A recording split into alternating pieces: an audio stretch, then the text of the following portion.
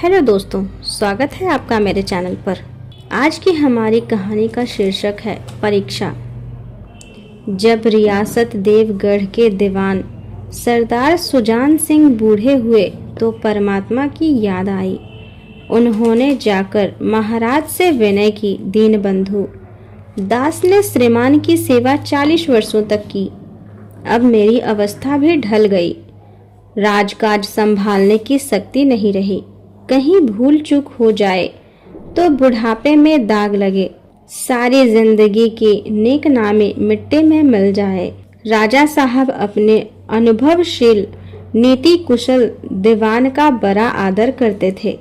बहुत समझाया, लेकिन जब दीवान साहब न माने तो हार कर उनकी प्रार्थना स्वीकार कर ली। साथ ही यह शर्त लगा दी कि रियासत के लिए नया दीवान आपको ही ढूंढना होगा। दूसरे दिन देश के प्रसिद्ध समाचार पत्रों में यह विज्ञापन निकाला कि देवगढ़ के लिए सुयोग्य दीवान की जरूरत है। जो सज्जन अपने को इस पद के योग्य समझें, वे वर्तमान दीवान सरदार सुजान सिंह की सेवा में उपस्थित हों।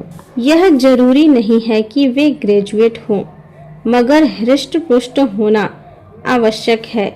1 महीने तक उम्मीदवारों के रहन सहन, आचार विचार की देखभाल की जाएगी। विद्या का कम परंतु कर्तव्य का अधिक विचार किया जाएगा।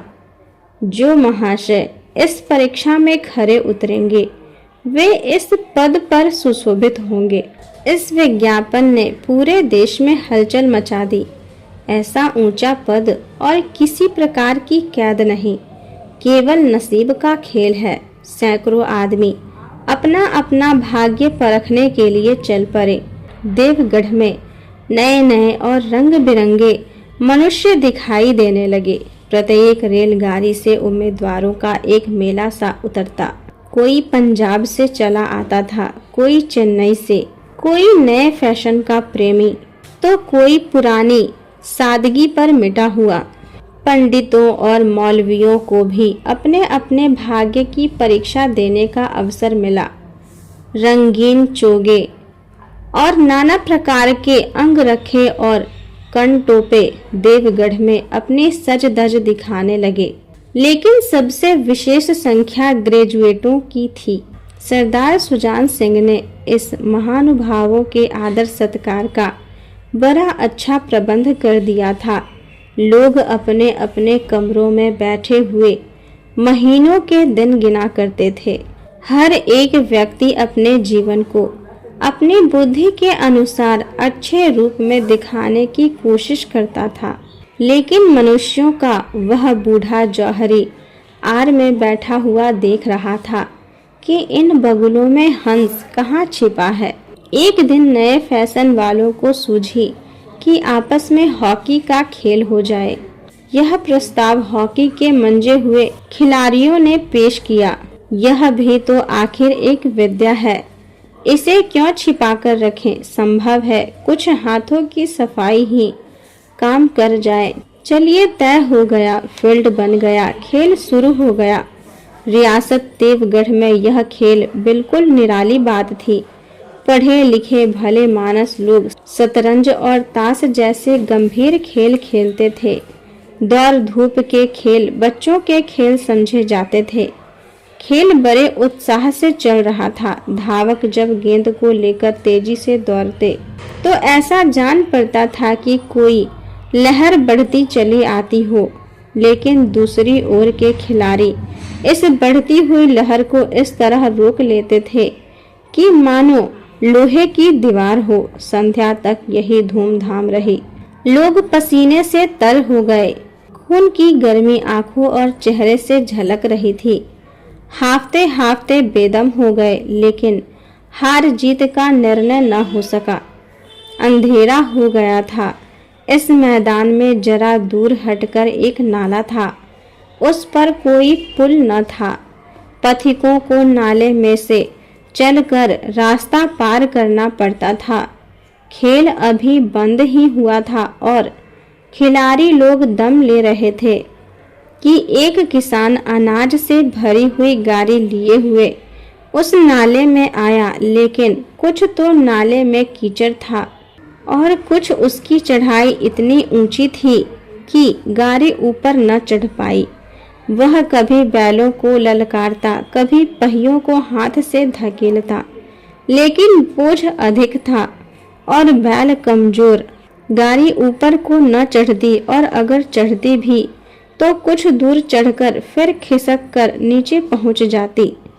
किसान बार बार जोर लगाता और बेचारा इधर उधर निराश होकर ताकता, मगर वहां कोई नजर न आता। गाड़ी को अकेले छोड़कर कहीं जा भी नहीं सकता था, बड़ी विपत्ति में फंसा हुआ था। इसी बीच खिलाड़ी हाथों में हॉकी लिए घूमते घूमते उधर से निकले। किसान ने उनकी ओर सहमी हुई आंखों से देखा, परंतु किसी से मदद मांगने का साहस न हुआ। खिलाड़ियों ने भी उनको देखा, मगर बंद आंखों से, जिनमें सहानुभूति न थी। उनमें स्वार्थ था, मद था, मगर उदारता और भाईचारे का नाम भी न था। लेकिन उसी समूह में एक ऐसा मनुष्य था जिसके हृदय में दया थी और साहस था। आज हॉकी खेलते हुए उसके पैरों में चोट लग गई थी। लंगड़ाता हुआ धीरे धीरे चला आ रहा था। अकस्मात उसकी निगाह गाड़ी पर पड़ी। उसे किसान की सूरत देखते ही सब बातें ज्ञात हो गई। हॉकी को एक किनारे रख दिया, कोट उतार डाला और किसान के पास जाकर बोला, मैं तुम्हारी गाड़ी निकाल दूं?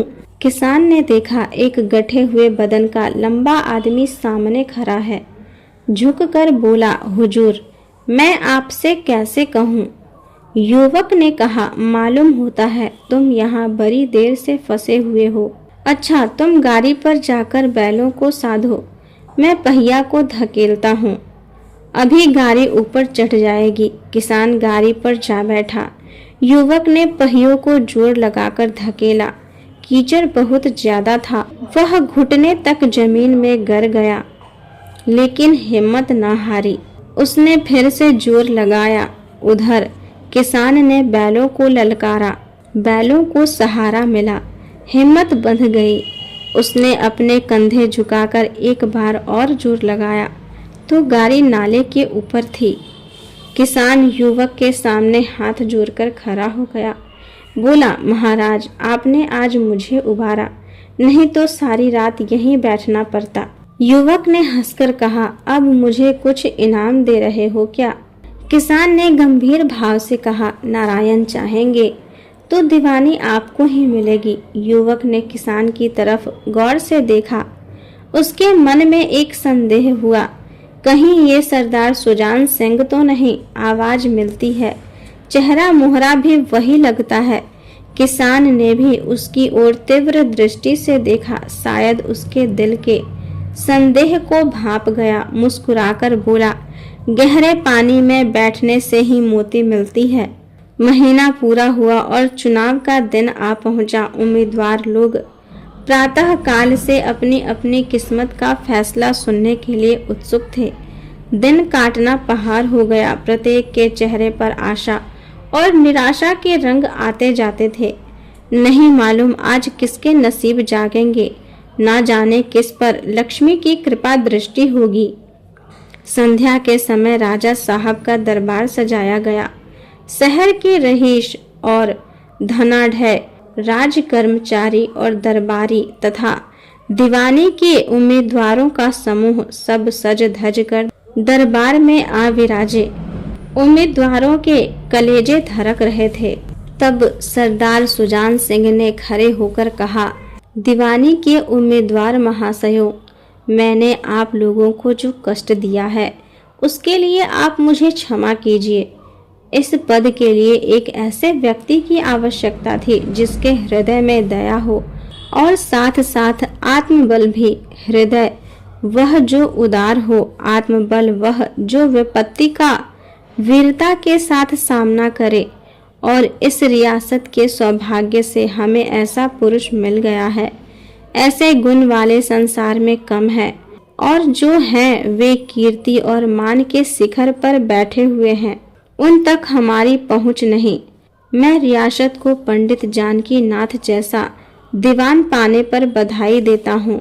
रियासत के कर्मचारियों और रईसों ने जानकी नाथ की तरफ देखा। उम्मीदवार दल की आंखें भी उधर उठी, मगर उन आंखों में सत्कार था, इन आंखों में ईर्ष्या। सरदार सुजान सिंह ने फिर कहा, आप लोगों को यह स्वीकार करने में कोई आपत्ति न होगी कि जो पुरुष स्वयं जख्मी होकर भी एक गरीब किसान की भरी हुई गाड़ी को दलदल से निकालकर नाले के ऊपर चढ़ा दे, उसके हृदय में साहस, आत्मबल और उदारता का वास है। ऐसा आदमी गरीबों को कभी न सताएगा। उसका दृढ़ संकल्प है जो उसके चित्त को स्थिर रखेगा। वह चाहे धोखा खा जाए, परंतु दया और धर्म से कभी न हटेगा।